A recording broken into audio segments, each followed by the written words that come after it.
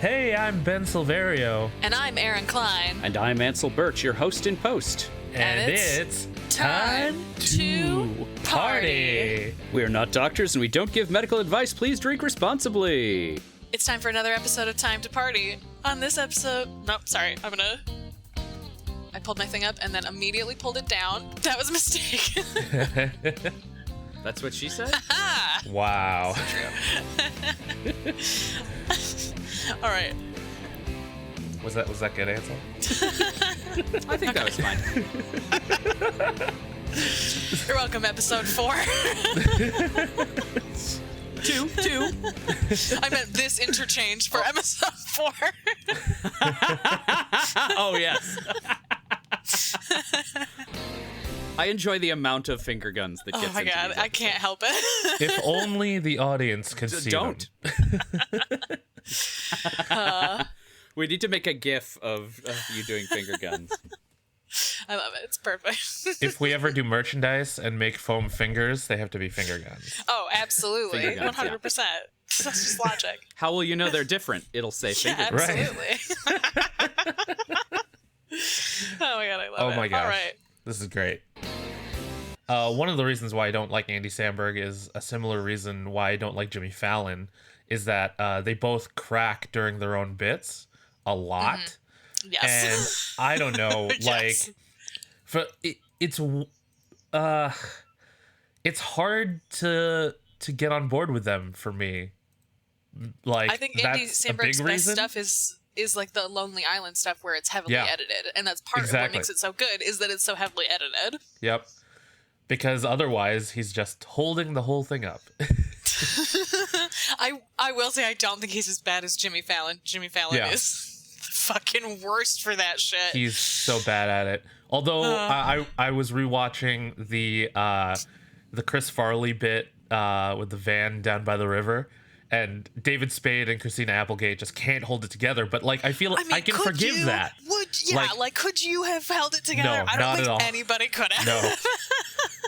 I think there's a difference between, like, Chris Farley is in the room cracking you up, and you told a joke that cracks Yeah, you up. you Exactly. wrote a joke and then told the joke that you find very funny. Yeah, I would agree with that. Yeah, that's definitely. I don't hate Fallon as much as you guys seem to. The one time that I like Jimmy Fallon the most, though, is a time that he cracked, and it was that skit with oh my god, what's his name? He was Jack on Will and Grace. What is his name? Why was I going to say French Stewart? Because that's not his name. French Stewart. Hilarious mismatch. Jack McBride? God. No, that's the guy from 30 Rock. That's a different person. God damn. Sean Hayes. Sean Thank you. Hayes. Yes, the Jimmy Fallon and Sean Hayes play like high-end retail clerks, and they're like folding shirts, and they like keep dismissively arguing with the customers, and then Will Ferrell comes in basically his Zoolander outfit with the hair, and he's in like a scooter, and he has the tiniest cell phone of all time, and Jimmy Fallon just cannot keep it together and just fucking lose, and everyone in the scene starts to lose it because he's losing it so hard. That's the most I've ever liked Jimmy Fallon. So inside of the fact that I think that he's a fucking break machine, I think that sometimes I think it makes the sketch even more funny, because I don't think I would have liked that as much if I hadn't known that he was so delighted by it. Yeah, I think I mostly like Fallon when he's doing musical stuff, like the history of whatever, or like he's very good at that, I think. Oh hey, Craig's back. Oh hey, Craig. Craig's like, I'm out. Is he though? Yeah, he just bailed. Craig's like, I also hate Jimmy Fallon. Sounds like they recorded remotely in a pandemic. Well, you know what? You nailed it. 6 years from now, they'll be like, I don't know why everybody from... Yeah. Well, not 6 years from now. They'll still remember it 6 years from now. I hope. Anyway. In the distant future, when they no longer remember what podcasts are, someone will dig up these recordings. This was the radio, right? It sounds all old-timey. Yes, that's right. Have you guys seen that XKCD where he does the like 20th century fair? No.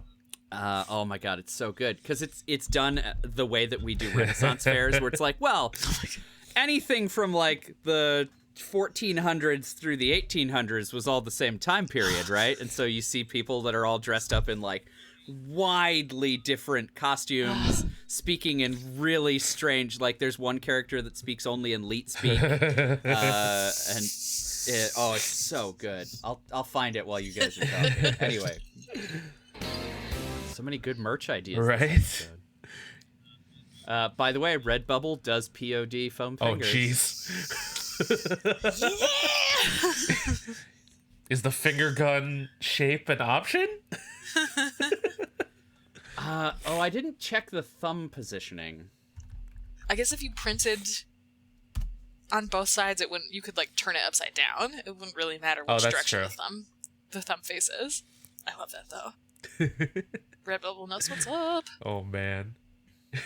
I listened to the Major Wrestling Figure podcast, and one day Zack Ryder decided that he wanted to do a foam finger, and his producer and Kurt Hawkins were just like, "Are you fucking insane?"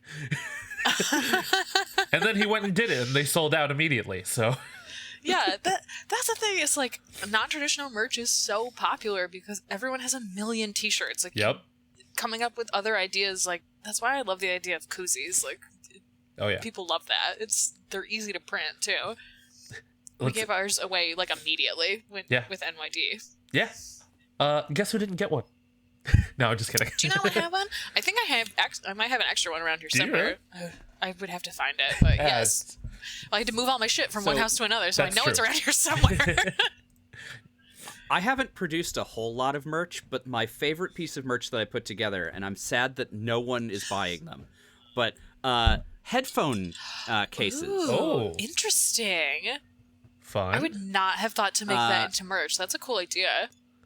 But right for a podcast, and of course it was like right before everybody's phone stopped having audio jacks, so I think that was a big part of it. That makes sense. So we all switched to the little like pod shit.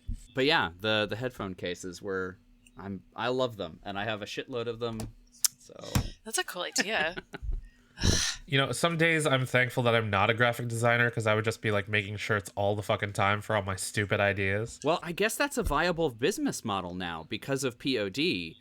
Like, if you just churn out enough t-shirt designs, as long as people are buying like one or two of them, they don't all have to be winners. And so that's what a lot of people are doing, is that they just like crank out vector graphics all fucking day. I was looking at POD for photography, and that was one of the things that the photographers kept talking about, was like, yeah, it doesn't matter. Just put them up there. Somebody will buy one of them and you'll get $60 and then you're good. Don't worry about marketing each individual one. Don't get precious about them. Just like throw your shit on the internet. Somebody's going to steal it, but somebody's going to buy one and you'll be okay. Yep. And it's I put all of my stuff up on like Society 6 for when I make collages, and that's why, because it's like easy. I can just throw it onto whatever. And I've been really surprised how many people have contacted me and been like, hey, I had this made onto like a table, or I had this made into like a coffee mug or whatever, and I'm like, cool, I'm glad that I didn't have to do that. So I'm glad that I got the like $5 for it or whatever. Like, yeah, some robot in China got to put that together for you. So I'm happy my design made you happy enough to order this thing. Like, that's cool. Yeah, like the Young Bucks and Zack Ryder just keep churning out shirts. Bro. They're not all winners, but you know, people buy anything that say the Young Bucks on it. Totally. Or like 100 people who will buy everything that they print because they want a full collection or whatever. Yeah. Which, I mean, if you know you've got that kind of pull, if you're going to sell 100 of them, why like, not? okay, well, there's... Yeah, exactly. If they're $5 a piece, you can spend $500 on the graphic designer, and you've offset your cost. Like, it's easy math. I know for a fact they're not spending that much money on their graphic designers. It's wild that, like, people make fan art for them all the time, and they'll contact them and be like, hey, I'll give you $20 for this design, and then they print. Here's criminally low robbery. I don't know if any of it's changed since AEW. And I bet those people are thrilled to death. Yeah. They're like, oh, yeah! Exactly. And, like, there is currency in Wanna. And I will go back to that well every time. Like, if people want it, and it's like that's currency. 100%. It's the worst story I've ever heard about a wrestler and a merch design was Tommaso Ciampa. Yep. And he contacted an artist and was like, "Hey, I really love this design that you made of me and Johnny Gargano, and I want to put it on a t-shirt." And she was like, "Okay, I'm willing to sell this to you. That's fine, but I feel like you should pay me for it. I don't want to just give it to you." And so she offered it to him for $10. And instead of even saying no, he just blocked her and got another artist to like mock it up in a different style. Like, fucked up. Ridiculous. $10 was unwilling to pay that. Like, that's wild to me. But it means that there are people who are willing to give them stuff for free at a rate that they're like, I don't even want to have to deal with having to pay you. It's just so stupid. Jesus. Yeah, that's why I'm glad that whenever the best friend, that's why I'm glad that whenever the best friends get a new shirt design, like it's fun to hear them say like, "Oh yeah, we got it from this artist," you know, because like I feel like they're compensating them adequately, especially if they keep going back to that artist, you know. Yeah, I agree. That's the way it should be. Incidentally, I was wrong about the foam fingers. Redbubble they have foam finger stickers, which I don't know why you would. That's weird. Yeah, that is weird. That's bizarre. Weird. Okay, Redbubble. So we'd have to make stock if we wanted to do fingers. Oh well. Future goal. Right, exactly. Yeah, future goal. Yeah.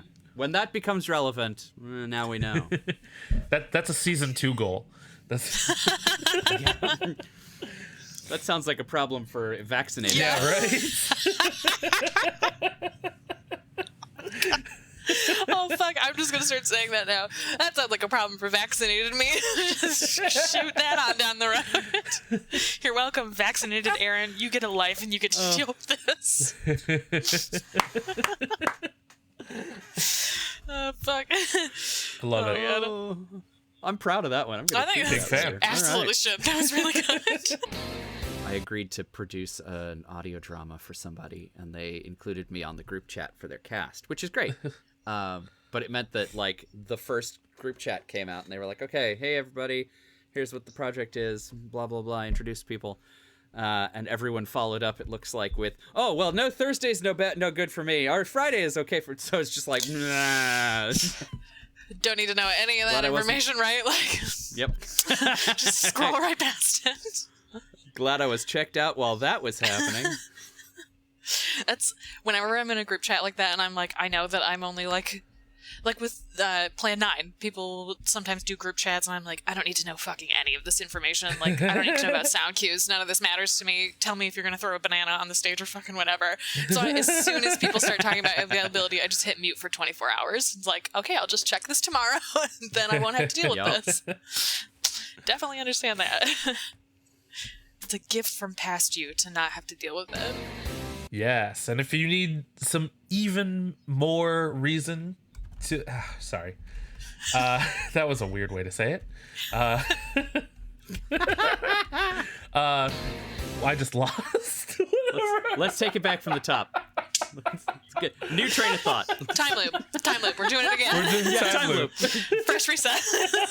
All right, shoot yourself in the face with a crossbow. I'm so sorry. Okay. Oh my god. All right.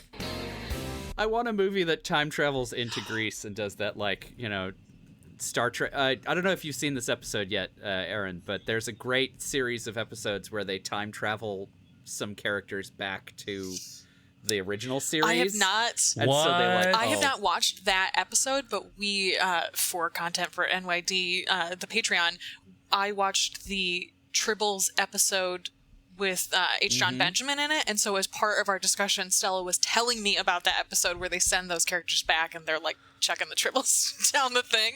I haven't seen it yet, but I'm familiar with it, which I love. It's cool. It's so good.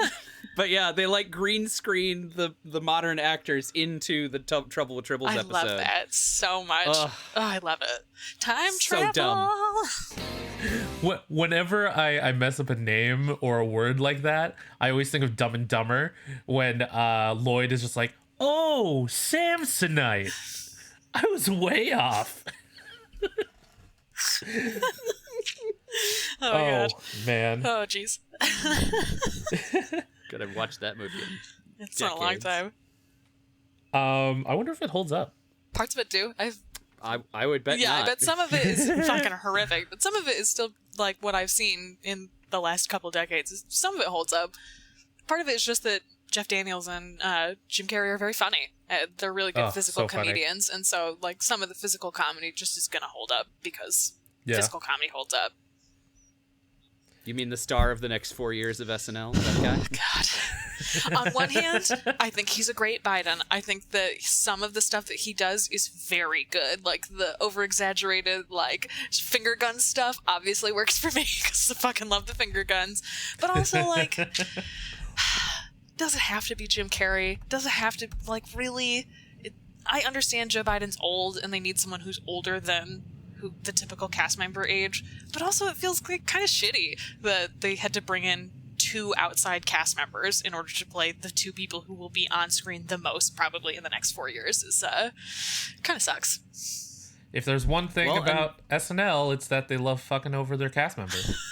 You're not wrong. You are not wrong, my friend. That's okay. People will tell us if we need to watch a clip 2 days later. Absolutely. Exactly. I have a friend who watches it the next day and he's like, you'll like this, or just don't even bother. And I'm like, oh, so most weeks don't bother. Got it. Cool. Yep. If it goes viral, it's probably worth it. But yes. Otherwise. Yeah. I don't need 13 minutes of this. Thank you. Dumb and Dumber is on Netflix. So that's Sweet. Merry Christmas for that. I was going to start talking about the Dumb and Dumber sequel, but we don't need to talk about that. We don't need that much B-roll. No.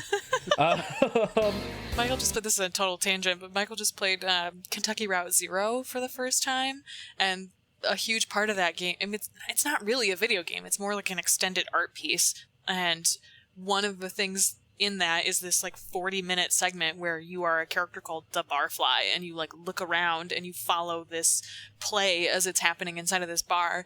And we watched a video that called it Theater of the Surround, which I love the idea of, like the idea that you would put like VR goggles on a person and then give them like an into the middle of a play spot where then they look around and can look at the actors as they want to.